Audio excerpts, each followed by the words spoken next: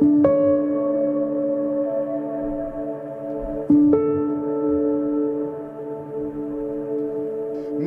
baruch al hakol, mi gadol al hakol.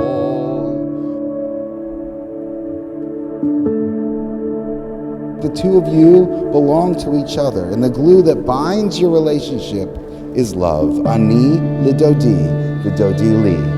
I am my beloved's, and my beloved is mine.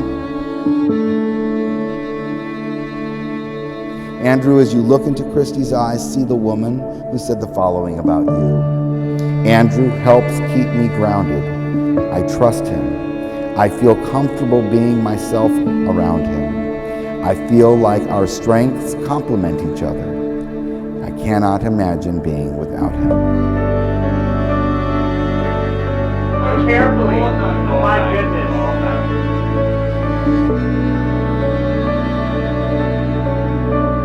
That love is not just a feeling. It is not just the magic and the warmth that you feel when you look at each other. It's not just the smiles that you're sharing right now as you look at each other. It is not just that, although it is so much that. But love is also a decision that you have made tonight, a decision that you have made for the rest of your lives.